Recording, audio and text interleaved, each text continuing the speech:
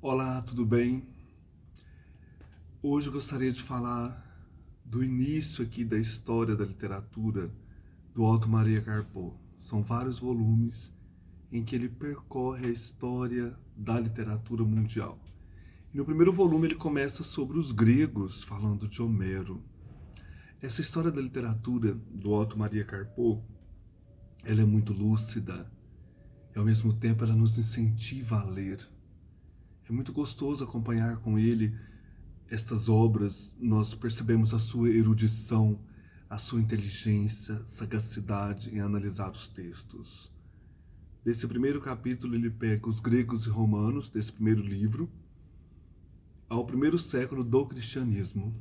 Ele já entra direto no capítulo 1 na literatura grega.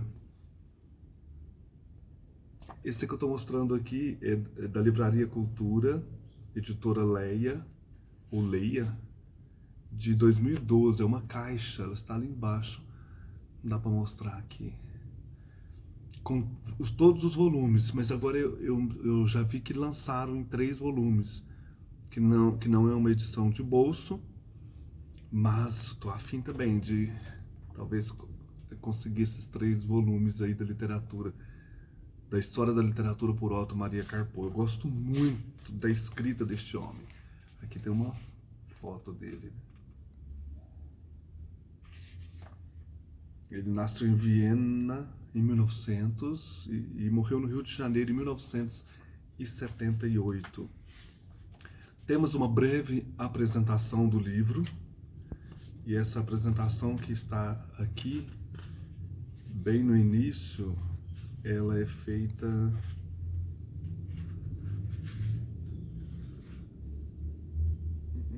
pela editora mesmo, mas tem uma citação do próprio autor aqui no início, ou melhor, do Antônio Cândido falando sobre o autor aqui no início.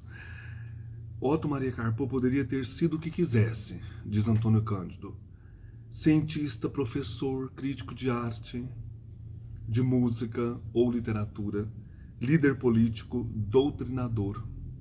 Além de ser um homem apaixonado, voluntarioso, combativo, Carpo era desses casos raros de capacidade universal, pois lia e aprendia muitas vezes mais do que os outros.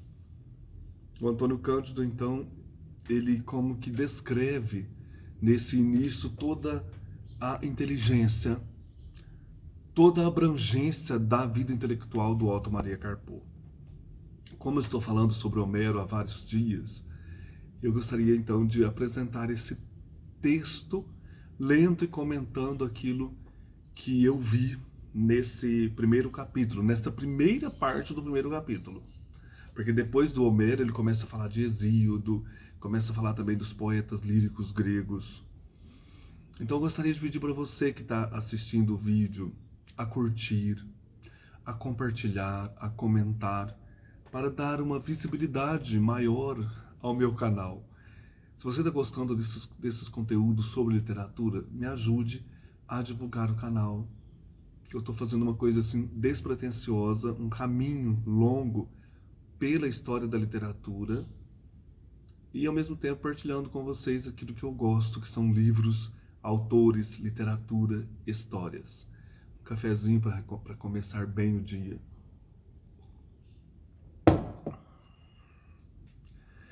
O Otto Maria Carpo, então, no primeiro capítulo sobre literatura grega, ele diz que a literatura grega ela é variada. Ela é variada quanto aos métodos da versificação, dos estilos de expressão, dos gêneros, dos temperamentos, mas ela é monótona quanto aos assuntos. Ele vai dizer que muitas vezes nas peças teatrais, nas obras literárias gregas, os assuntos se repetem. Então nós temos a poesia celebrando os mesmos ideais, os prosadores sempre se apoiando na mesma citação. Então esse contraponto aparece aí. Ao mesmo tempo que ela é tão variada, ela é monótona quanto aos assuntos. Ela é variada na forma, mas é monótona quanto aos assuntos. Ele diz: e a base, então, diante de tudo isso, da literatura grega no decorrer dos séculos é sempre a mesma. E essa base é um ciclo de poesias épicas que constitui um cânone tradicional e invariável. Então, essa capacidade de variar através do ciclo de poesias épicas. Então, é o ciclo de poesias épicas que vai constituir esse cânone tradicional e invariável da literatura. E daí eu quero mostrar um negócio interessante sobre a Ilíada e a Odisseia. Elas não são os únicos poemas épicos que relatam a Guerra de Troia. Elas são 2 poemas num longo ciclo ou num grande ciclo épico. Então nós temos um ciclo de literaturas épicas que não pertencem somente a Homero. Aqui a Jenny Marsh, nos mitos clássicos, ela vai recordar isso pra gente. Então ela vai dizer: o ciclo épico do qual o Otto Maria Carpo começa a falar ali no texto, ele é um conjunto de poemas escritos por outros poetas que não Homero e Hesíodo, nos séculos 7º e 6 a.C. A Ilíada e a Odisseia estão dentro desse ciclo, mas esses outros poemas foram escritos por outros autores diferentes aí dos 2 grandes mestres iniciais que são Hesíodo e Homero. Apesar de os originais, à exceção de uns poucos fragmentos estarem na maior parte perdidos, conservaram-se até nossos dias alguns resumos feitos por Próclo. Esse Próclo talvez tenha sido um gramático do século II depois de Cristo. Ele que fez esse trabalho de resgatar os outros textos do ciclo épico. Então, o que compõe esse ciclo épico? Vamos lá. Nós temos os cantos cíprios, a Etiópida, a Pequena Ilíada, o Saque de Troia, ou chamado também de Ilio-Persis, os Retornos e Teogonia. Então esse é o ciclo épico. É um começo do ciclo épico. Esse é o ciclo troiano. Depois nós temos também o ciclo tebano. O ciclo épico é esse conjunto de textos que contam também histórias relacionadas a Troia ou Tebas, que não foram escritos por Homero e Hesíodo. Então o primeiro ciclo é o ciclo troiano, esse que eu falei, os cantos cíprios, a Etiópida, a Pequena Ilíada, o Saque de Troia, os Retornos e Teogonia. Onde entraria Ilíada e Odisseia? Então, a Ilíada entraria depois dos cantos cíprios e a Odisseia entraria depois dos retornos, ou nostoi, os retornos para a casa dos heróis gregos. É interessante, os ciclos épicos, o ciclo troiano, são textos relacionados a esta guerra de Troia, que não tem só o de Homero e de Hesíodo. Então é interessante, olha. Agora falando todo do ciclo troiano. Os cantos cíprios, a Ilíada, Etiópida, Pequena Ilíada, Saque de Troia, Retornos, Odisseia, Telegonia. Eu falei teogonia, mas não é. Telegonia. Então são textos que compõem o ciclo troiano. Para vocês terem uma ideia agora do ciclo tebano, compostos por Edipodia, Tebaida e Epígonos. E além do ciclo troiano, nós temos uma Titanomaquia. Da mesma época são os 33 hinos homéricos, que estão aqui para eu mostrar para vocês mais adiante, no outro vídeo, em homenagem aos vários deuses, compostos em métrica épica, embora não por Homero, apesar do título. Então já desmonta a gente, né? Mas são os hinos homéricos, por que não compostos por Homero? Não são. 4 em especial são fontes valiosas de mitos primitivos, com várias centenas de versos e extensão, os dedicados a Deméter, Apolo, Hermes e Afrodite. Então, olha a inteligência do Otto Maria Carpo. Ele supõe que o leitor já conheça um pouco desse ciclo épico. Então ele cita aqui o ciclo épico para falar de Homero, enquanto que a gente tem que ir atrás, né, os meros mortais, que não como o Otto Maria Carpo, para ver o que é esse ciclo épico. compostos então pelos ciclo tebano, ciclo troiano e a titanomaquia, esses hinos homéricos. E o que é o ciclo troiano? O que é o ciclo tebano? Então, Otto Maria Carpo compõe a base da literatura, diz, a base da literatura grega, composta então por esse ciclo de poesias épicas, mostrando a inteligência desse homem. Aí ele começa a dizer que a maior parte das epopeias e dos poemas gregos giram em torno de um nome que aparece nas capas dos nossos livros, bem no início aí da literatura ocidental, dos livros de literatura sobre Ilíada e Odisseia, que é o nome de Homero. E nenhum autor clássico jamais alcançou fama tão indiscutível. O nome de Homero tornou-se símbolo de poeta. A própria palavra Homero já remete à poesia. E essa glória é, em parte, o resultado de inúmeros esforços malogrados para imitá-lo. Então, as pessoas tentam imitar Homero, mas não conseguem nunca chegar ao nível do Homero.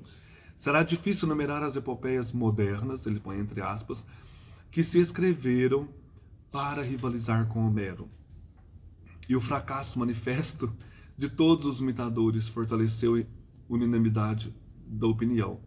Homero é o maior dos poetas. Ninguém consegue imitá-lo. Ninguém consegue chegar ao nível de Homero.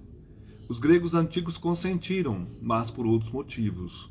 Porque nunca, o Otto Maria Carpo diz, senão nas últimas fases da decadência literária, um poeta grego pensou em imitar Homero. Isso vem depois, mas na época não, na Grécia Antiga não se pensava nisso, em imitação de Homero. As epopeias homéricas elas eram consideradas como um cânone fixo, ao qual não era lícito acrescentar outras epopeias, de origem mais moderna. Como mostrei lá o ciclo troiano. Era um cânone, e aqui no caso a Ilíada e a Odisseia são monumentos gregos. A Ilíada e a Odisseia elas eram usadas nas escolas gregas como livros didáticos, não da maneira como nós outros fazemos ler aos meninos nas escolas, algumas grandes obras de poesia que a pessoa toma raiva do texto. Não. Para os antigos gregos, Homero não era uma obra literária ou leitura obrigatória dos estudantes e objeto de crítica entre os homens de letras. Não. Na antiguidade também, assim como nos tempos modernos, Homero era indiscutido. Mas não como epopeia, e sim como Bíblia. Homero era uma Bíblia. Não era algo para ser decorado, no sentido assim, você tem que aprender para ler os versos e fazer métrica e saber quantos personagens tem. Não. Era uma Bíblia. Era um código. Então você lia aquilo para a vida. Versos de Homero serviam para apoiar opiniões literárias, teses filosóficas, sentimentos religiosos, sentenças nos tribunais, moções políticas. Versos de Homero citaram-se nos discursos dos advogados e estadistas como argumentos irrefutáveis. Homero, isso significava a tradição, no sentido em que a Igreja Romana emprega a palavra como norma de interpretação da doutrina e da vida. Homero era a tradição grega. Não é interessante? Como que Homero estava bem próximo da vida e da experiência humana grega. Mas essa doutrina e vida não tem nada a ver com a nossa vida e as nossas tradições. Homero podia ser a Bíblia de um mundo alheio. O famoso realismo objetivo de Homero, que o tornou norma da vida grega, afasta-o justamente da nossa vida, cuja realidade exigiria outras normas de objetivas, normas diferentes. Para nós, Homero não pode ser outra coisa senão um símbolo de uma grande obra literária, puramente literária e capaz de ser discutida Por isso a autenticidade das epopeias homéricas. A famosa questão homérica, teria tido a maior importância para os gregos antigos, teria tido, né? A mesma que tinham nos séculos XVIII e XIX, as discussões entre os teólogos sobre a autenticidade dos livros bíblicos. Essa questão da teoria, da composição dos poemas vem depois. Se isso existisse na época de Homero, teria sido como a discussão se os livros bíblicos são inspirados ou não. Para nós, a questão homérica que tanto apaixona os filólogos e arqueólogos é de importância bem menor. Antes, tratar-se-ia de saber se a Ilíada e a Odisseia são monumentos veneráveis ou forças vivas. Esse é o sentido principal. Os dois textos são monumentos, mas não pode haver dúvidas. Embora imensamente remotos de nós, os dois poemas continuam sinônimos de poesia. Essa introdução bem longa do Carpo sobre a importância de Homero e da poesia, ela quer dizer isso aqui. Os dois poemas e o próprio nome Homero constituem sinônimos de poesia. Nós aqui, né, os estudiosos do século XVIII e XIX, é que ficam se debatendo até hoje sobre a questão homérica. Para os homens da época de Homero, os textos são sinônimos de poesia, de história, de beleza.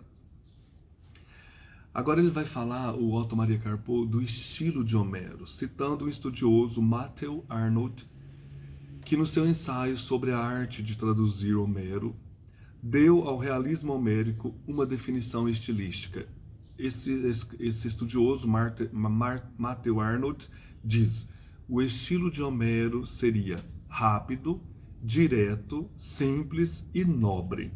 As três primeiras qualidades, rápido, direto e simples, definem o realismo. Pela quarta, nobre, distingue-se Homero de todos os outros realistas. Homero fala de tudo que é humano, inclui na vida humana os deuses, que têm feição nossa, mas também o lado infra-humano e até animal da nossa vida. As fadigas físicas, a comida e as palavras, o amor nas suas expressões físicas, tudo entra em Homero.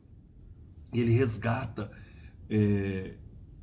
palavras grandiloquentes sobre deuses e heróis, dando assim um contraste desagradável com a realidade da vida descrita.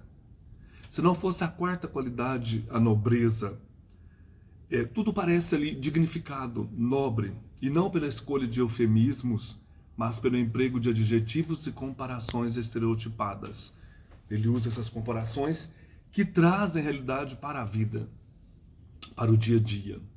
A monotonia aparente dessas repetições, por exemplo, a aurora de dedos rosados, Heitor domador de cavalos, isso começa a repetir. E essas repetições parecem nos dizer: a vida humana é sempre assim. Vejam, é eternamente assim. E esse aspecto das coisas dignifica tudo. E aqui o autor usa um termo em latim, subspecie eternitatis. A eternidade aqui na nossa realidade humana. Sem desfigurar jamais a verdade, a vida é assim. A vida se manifesta. Isso é muito forte em Homero. Aqui nesse poema está a vida.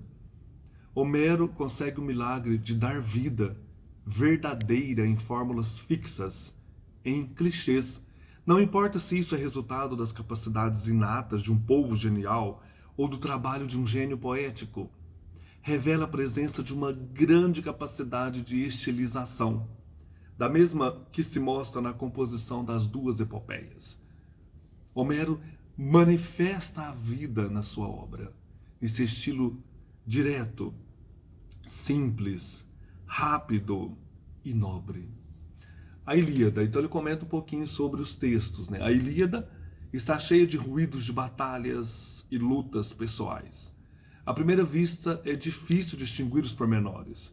Tudo e todos parecem iguais, como nos quadros dos pintores florentinos do século XV, nos quais todas as figuras têm o mesmo tamanho. Olha a erudição do Carpo, né?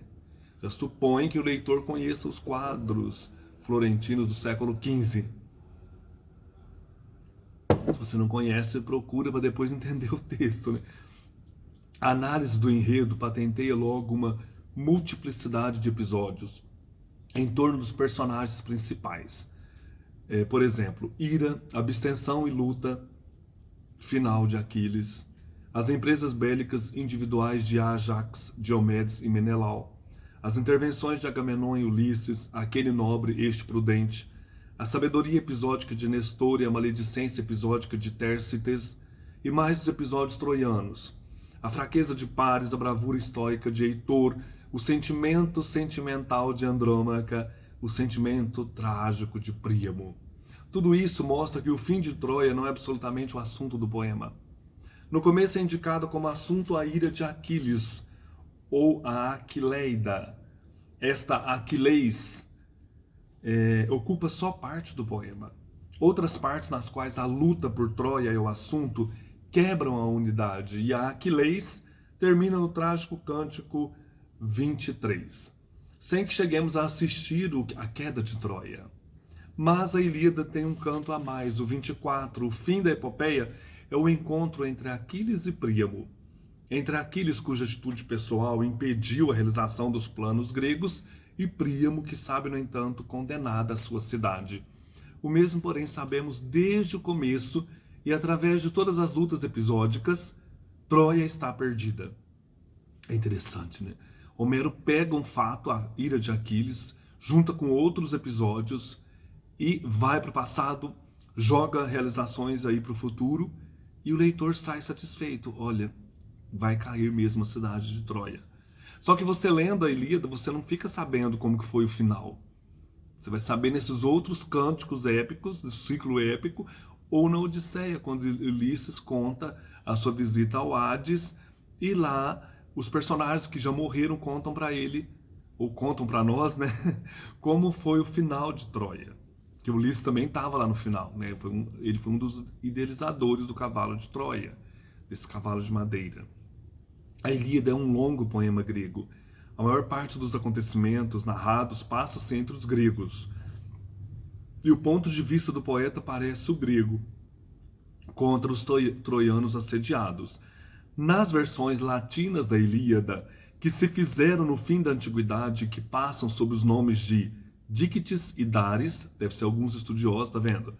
O Carpo não tá nem para explicar quem são essas duas pessoas, que estudaram e proclamaram as versões latinas. O ponto de vista mudou. Os autores tomam partido do lado troiano, e a Idade Média, que só conheceu essas versões latinas, acompanhou-os. Desde os tempos dos humanistas, parece-nos isso uma deturpação do sentido da epopeia, mas teremos de admitir o senso de justiça na interpretação medieval. Homero é grego, mas não toma partido, mantém-se objetivo. Quase ao contrário, o seu sentimento humano inclina-se mais para os troianos, e é aos gregos que ele lembra, em versões memoráveis, o destino de todas as gerações que caem como as folhas das árvores. O Carpo não poderia ter dito que o Homero ele toma o lado dos troianos. Não, ele faz uma digressãozinha dizendo, olha, foi na Idade Média, com esses estudiosos aí, Díquites e Dares, que esta versão latina do Homero do lado dos troianos que se prevaleceu. Mas o Homero, ele tem um ponto de vista grego. Mas essa ideia de que o Homero está mais do lado dos troianos prevaleceu a partir da Idade Média. Depois os renascentistas usaram isso nas versões latinas, e isso é que se propagou. Então veja como que o Otto Maria Carpo tem essa busca, né, de dar fundamento às suas afirmações. É aos gregos que ele lembra, em versos memoráveis, então, o destino de todas as gerações, que caem como as folhas das árvores. E o único episódio em que se revela esse certo sentimentalismo é a cena de despedida entre Heitor e Andrômaca. Em toda a epopeia sente-se vagamente e dolorosamente o futuro fim da cidade assediada. A tragédia de Troia é o desígnio poético que unifica os episódios dispersos da Ilíada em torno de Aquileis, da Aquileida, que termina com o golpe decisivo contra Troia, a morte de Heitor. Então, esta morte de Heitor, que era um dos chefes mais importantes de Troia, um dos guerreiros, já simboliza a queda da cidade. Idêntica unidade de composição se revela na Odisseia. Agora vai falar um pouquinho da Odisseia. Na aparência não há ligação entre o Nostos. O Nostos são viagens de retorno dos heróis, ou Nostoi. A viagem de Ulisses pelo Mediterrâneo em busca da pátria e o romance de Ítaca. Então são dois episódios, a viagem de Ulisses e o romance de Ítaca, a volta de Ulisses para Penélope, etc. A expulsão dos pretendentes da fiel Penélope. O Nostos é um grande conto de fadas. As aventuras de um capitão fantástico entre lotófagos, ciclopes, sereias, faiacos, nas ilhas da Calipso e da Circe, entre os rochedos de Scilas e Caríbides, é ao mesmo tempo pesadelo e sonho de felicidade de marinheiros gregos. Naquilo que os marinheiros passavam pelo Mediterrâneo, o Homero cria essa história da volta de Ulisses, resgatando as histórias dos marinheiros ali do mar Egeu. O romance de Ítaca não é conto de fadas, é um quadro doméstico, quase burguês, descrito com o realismo de um comediógrafo parisiense do século XIX, com intervenções de realismo popular, desde a figura do pastor até o cão de Ulisses, que reconhece o dono e morre. Então, achei isso muito interessante, né? Comparar aquele mundo lá de Ítaca, em que os pretendentes querem conquistar Penélope, ela tece o manto durante o dia, desfaz à noite. Depois, a questão dos criados, os que são fiéis e os não, o porqueiro Eumeu, tudo aquilo representa um quadro burguês, ele diz, do século XIX em Paris.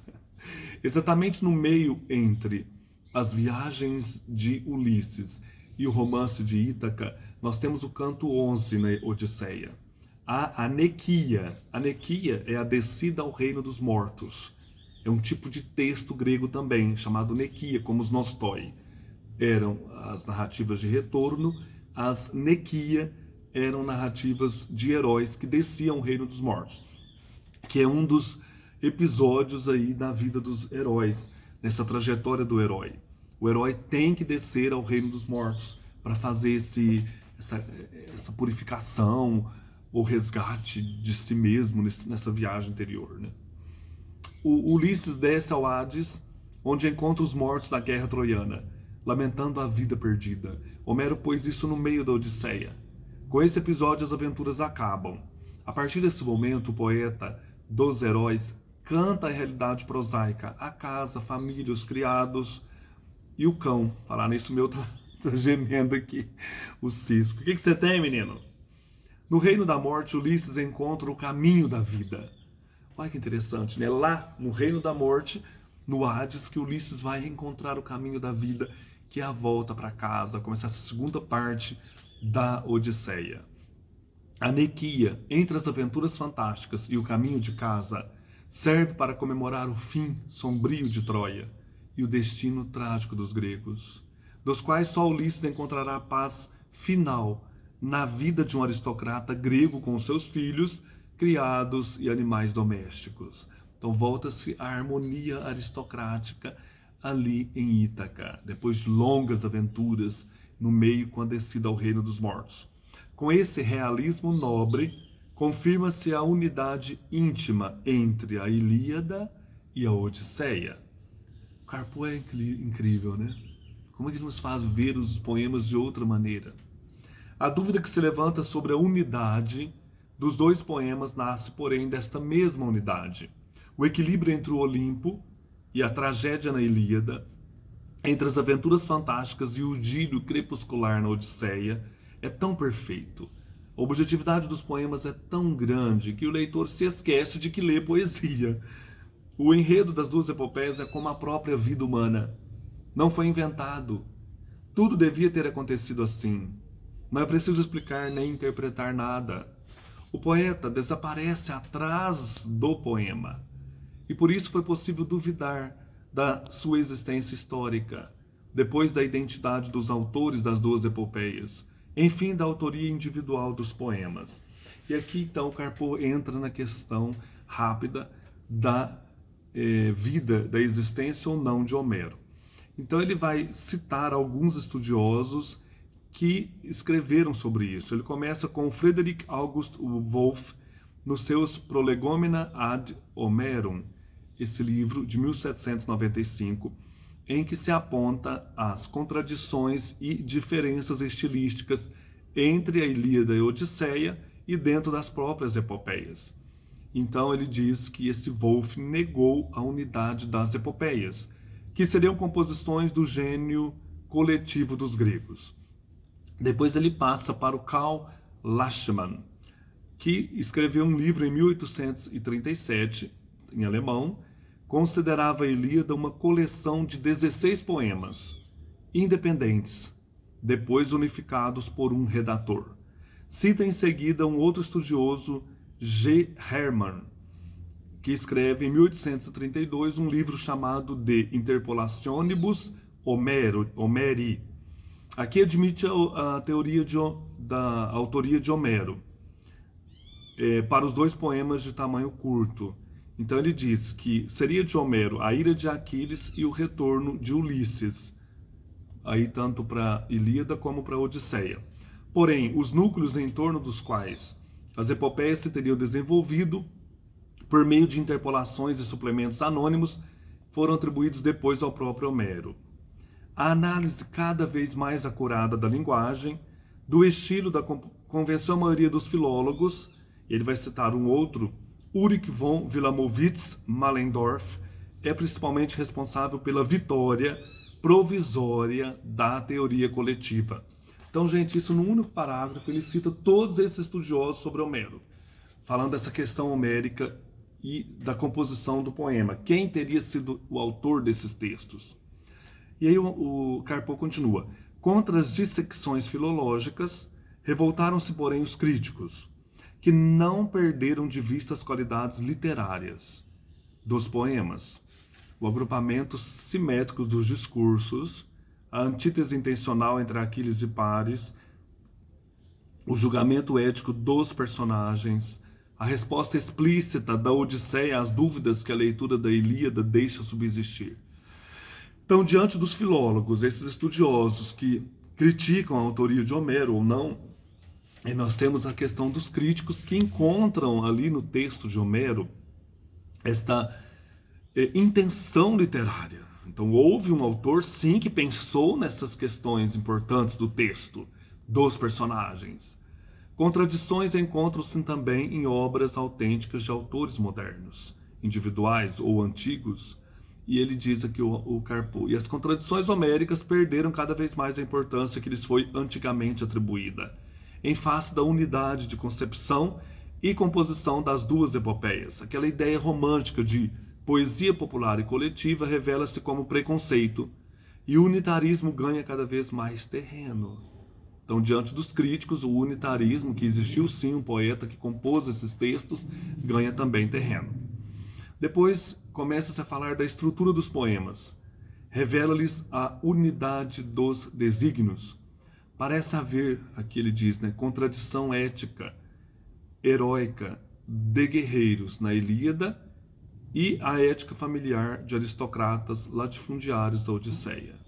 Então temos duas éticas, a ética bélica ou heróica dos guerreiros na Ilíada e a ética familiar da Odisseia.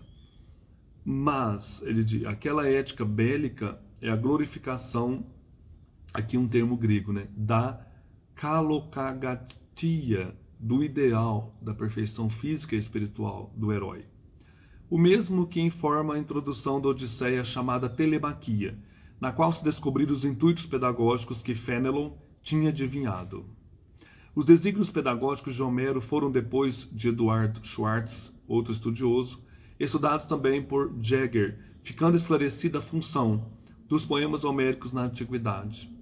O patos homérico da Ilíada é a ética aristocrática da Odisseia, e a ética aristocrática da Odisseia são imagens ideais da vida, que exercem influência duradoura sobre a realidade grega. Em Homero nós temos a imagem ideal da vida. Isso vai trazer para os gregos influência na vivência cotidiana, na telemaquia ou na educação de Aquiles. Essa intenção é até manifesta. Um instrumento da intenção pedagógica é a criação de exemplos ideais tirados do mito. É a formação dos heróis gregos, que ajudam na formação do ser humano grego que lê o texto. A tradição só ofereceu uma série de lutas. Homero interpretou-as como vitórias exemplares de homens superiores, e a maior dessas vitórias é a de Aquiles. Por isso, a Ilíada não vai além desta última vitória, que é essencialmente uma vitória do herói sobre si mesmo. A presença dos deuses homéricos, que são, por definição, ideais humanos, revela não só a condição humana, mas também a capacidade dos homens de superá-la. Na Odisseia, os deuses agem como instrumentos da justiça no mundo, daí o final feliz, happy end, a substituição do desfecho trágico pelo idílico. Esses exemplos aplicam-se, Homero acentua isso, aos temperamentos mais diversos e aos homens de todas as contradições sociais, ou de todas as condições sociais. Os gregos de todos os tempos encontraram em Homero respostas quanto à conduta de vida, o conteúdo e até a arte perderam a importância principal, considerando-se a força superior da tradição ética. Nos poemas homéricos nós temos respostas para a conduta da vida. São poemas pedagógicos que ensinam sobre a vivência, sobre o vencer a si mesmo, como Aquiles venceu a sua ira, dominou a sua ira, como Telêmaco, que é construído, que é amadurecido na Odisseia. E aí nós temos um trecho que eu amo nesse livro aqui, nesse capítulo. Homero é o próprio mundo grego. Nasceu com a civilização grega. A língua e o metro, o hexâmetro, nascem ao mesmo tempo, pertencendo a uma época que é, do ponto de vista histórico, uma época primitiva. As epopeias homéricas revelam simultaneamente a existência de uma literatura perfeitamente amadurecida. Não é possível determinar com exatidão a época em que as epopeias homéricas foram redigidas, quando Schliemann descobriu na Ásia Menor as ruínas da cidade de Troia e quando se revelou em Micenas e Creta a existência de uma civilização pré-helênica, esperava-se a solução definitiva do problema homérico. Não se conseguiu, porém, estabelecer um acordo perfeito entre as análises filológicas e as descobertas arqueológicas. A Ilíada descreve fielmente a época feudal da Grécia, e o conteúdo da Odisseia está em relação íntima com a epopeia, ou com a época fenícia, da civilização mediterrânea. Mas não é possível distinguir entre a realidade histórica e o panorama poético. A época mais provável das origens homéricas situa-se entre o século IX e o VII antes da nossa era. Lembrando que Homero viveu no século VIII, compôs os seus poemas no século VIII a.C. Nas epopeias, a religião pré-homérica e, em parte, a civilização micênica estão já esquecidas. A racionalização acha-se tão adiantada que os gregos de todos os tempos podiam ler Homero sem deparar com primitivismos incompatíveis com seus dias. E aí ele vai citar algo que surgiu depois da Ilíada e da Odisseia, que foi um texto chamado Batracomiomaquia, que é uma versão da Ilíada, uns dizem compostos por Homero, que é uma epopeia herói-cômica, descrição de uma guerra homérica entre rãs e ratinhos parodiando a Ilíada, sem ofender a majestade de Homero. Isso aqui eu fui pesquisar para saber, porque ele só cita essa batracomiomaquia, que influenciou tanto a vida dos gregos que eles colocam essa comédia entre rãs e ratinhos. Homero compreende tudo: sol e noite, tragédia e humor, universo grego inteiro, do qual é a Bíblia e o cânone universal. Cânone estético e religioso, pedagógico e político, uma realidade completa, mas não reflexo imediato de uma realidade. Se Homero só fosse este reflexo, teria perdido toda a importância com a queda da civilização grega. Mas era já para os gregos uma imagem ideal e não desapareceu nunca. O O equilíbrio entre realismo e idealidade é o que confere aos poemas homéricos a vida eterna. A Bíblia estética, religiosa e política dos gregos podia transformar-se em Bíblia literária da civilização ocidental inteira. Não é um espetáculo esse texto? Ele nos leva para o mundo grego, para a beleza da poesia de Homero. A literatura greco-latina por Carpo, Homero e suas epopeias, Ilíada e Odisseia. Um abraço, até mais.